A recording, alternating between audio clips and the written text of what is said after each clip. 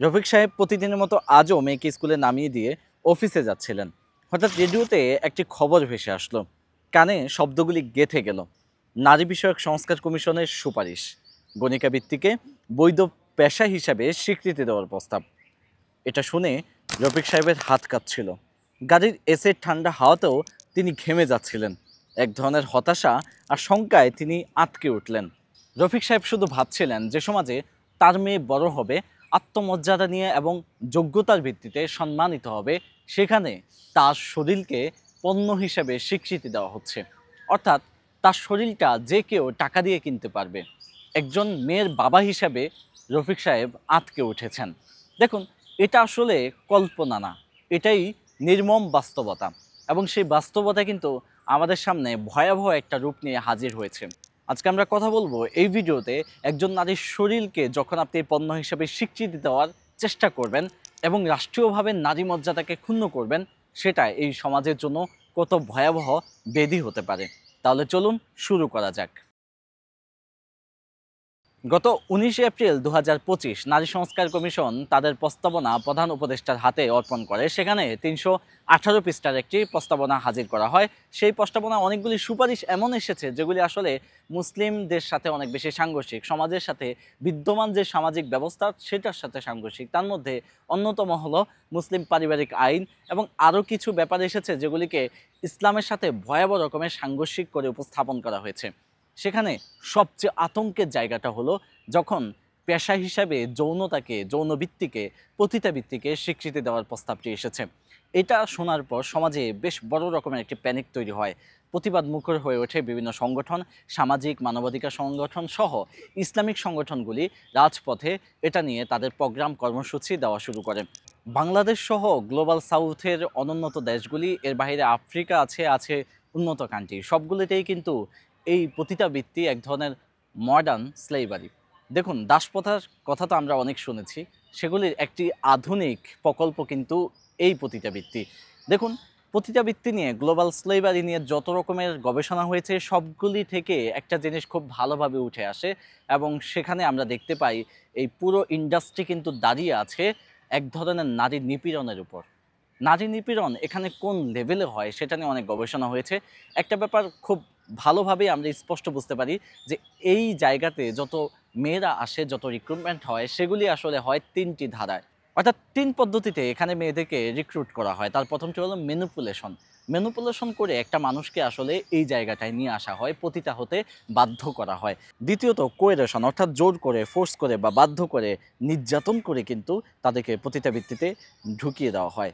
এরপরে আসে ডিসিপশন, অর্থাৎ ধোঁকা দিয়ে। আপনি যখন এই পেশাটাকে শ্রম হিসাবে বা শ্রমিক হিসাবে স্বীকৃতি দিবেন, রাষ্ট্রীয়ভাবে এটাকে বৈধতা দেওয়ার চেষ্টা করবেন, তাহলে কিন্তু আপনি গ্লোবাল এই স্লেভারিটাকেই, এই মডার্ন স্লেভারিটাকেই আপনি বৈধতা দিচ্ছেন। আমরা খুব স্পষ্টভাবেই বুঝি এটা আসলে একটা দাসপ্রথা এবং এটাকে যখন আপনি সমাজে বৈধতা দিতে চান, তখন কিন্তু আপনি এক ধরনের ভয়াবহ মানবতা বিরোধী অপরাধে জড়িয়ে পড়েন, যেটাই কিন্তু এই মুহূর্তে হতে চলছে। এ ধরনের প্রস্তাবনা এবং সুপারিশগুলি একই সাথে দেশের ধর্মীয় মূল্যবোধ এবং সামাজিক যে মূল্যবোধ আছে সেটার সাথে অনেকটুকু সাংঘর্ষিক। আবার আমরা যদি লক্ষ্য করি, এটা কিন্তু সংবিধানের সাথেও সাংঘর্ষিক। বাংলাদেশের মূল স্টক হোল্ডার হচ্ছে এই দেশের জনগণ। আর জনগণের মূল্যবোধের বিপরীতে গিয়ে যখন আপনি কোনো সুপারিশ করবেন, আপনি যখন কোনো প্রস্তাবনা আনবেন, তখন কিন্তু সেটা জনরোষের পরিণত হবে। আর সেটাই কিন্তু আমরা দেখতে পাচ্ছি। একটু যদি আমরা সংবিধানের দিকে তাকাই, বাংলাদেশ সংবিধানের ২য় ভাগের ১৮তম অনুচ্ছেদের খতে কিন্তু খুব স্পষ্টভাবেই বলা আছে পতিতাবৃত্তি এবং জুয়া খেলা এই ব্যাপারগুলি কিন্তু নিধনযোগ্য অপরাধ এবং আইন শৃঙ্খলা বাহিনী এগুলিকে যত বেশি নিধন করবে, যতভাবে কমিয়ে আনবে, ততই বেশি সমাজ পরিচ্ছন্ন হয়ে উঠবে। তার মানে এটাও স্পষ্ট হয় যে এ ধরনের প্রস্তাব এবং সুপারিশ কিন্তু সংবিধানের সাথেও সাংঘর্ষিক। পতিতাবৃত্তিকে যখন আপনি একটা শ্রম হিসাবে বা শ্রমিক হিসাবে স্বীকৃতি দিবেন, তখন এটা একটা বাণিজ্যিকরণ হবে। আর আপনি খুব ভালোভাবেই জানেন, যখন কোনো একটা জিনিস বাণিজ্যিকরণ হয়, তখন এটা স্রোত কোনোভাবেই রুখে দেওয়া যায় না।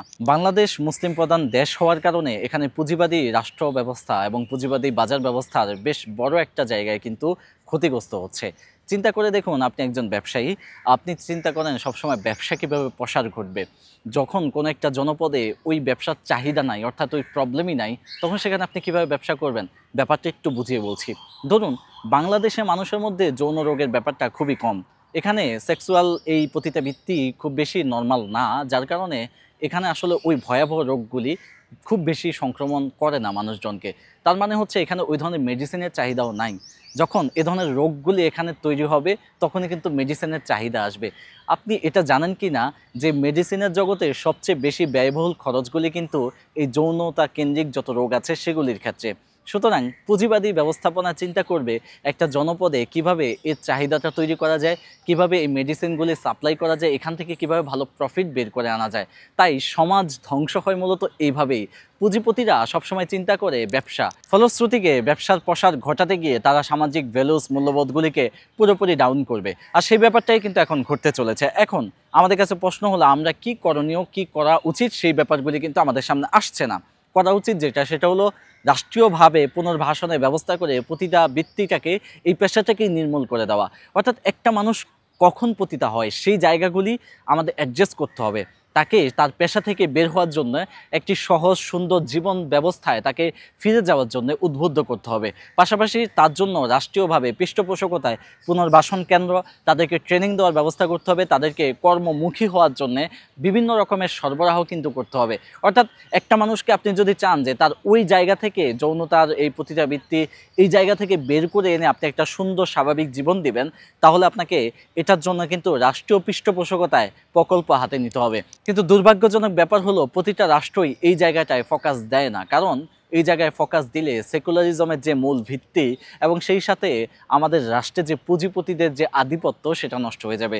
তাই আমরা প্রত্যাশা করব এ ধরনের সংস্কার কমিশনের ধর্মকে যেভাবে মুখোমুখি দাঁড় করিয়েছে সেই ব্যাপারটা কিভাবে সলভ করা যায়, ইসলামিক বিশেষজ্ঞদের সাথে বসে সরকার খুব ভালোভাবে একটা পর্যায়ে একটা সিদ্ধান্তে পৌঁছাবেন। নারী অধিকারের কথা বলে আবার যখন আপনি নারীর মর্যাদাকে নষ্ট করেন, তাকে পণ্য হিসাবে স্বীকৃতি দেন, তাকে তার মর্যাদা তার সম্মান সব কিছু ধূলস্যিত করে আপনি যখন তাকে বলেন তার শরীরটাই হচ্ছে পণ্য, তখন কিন্তু ভয়াবহ রকমের দ্বিচারিতা দেখা যায়। সর্বশেষ আমরা বেশ কিছু প্রত্যাশা রাখবো। আমরা প্রত্যাশা রাখবো রাষ্ট্রের কাছে যে এই ধরনের সমস্যাগুলিতে ইসলাম এবং নারীদেরকে মুখোমুখি অবস্থানে না করে কিভাবে এটাকে সুন্দরভাবে সলভ করা যায়, কিভাবে নারীর অধিকার নিশ্চিতে ইসলাম কি কি নির্দেশনা রয়েছে সেটাকে ফলো করে সেই ব্যাপারগুলি বাস্তবায়ন করা যায়, সেখানে আমাদের প্রধান উপদেষ্টা সহ উপদেষ্টা মণ্ডলী নজর দিবেন, এটা আমাদের প্রত্যাশা।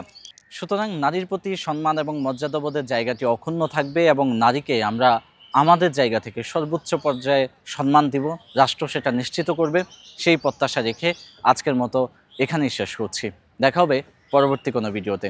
যদি আপনি আমার চ্যানেলে নতুন হয়ে থাকেন তাহলে অবশ্যই চ্যানেলটি সাবস্ক্রাইব করবেন, ইনশাআল্লাহ পেজটি ফলো করবেন। ধন্যবাদ সবাইকে।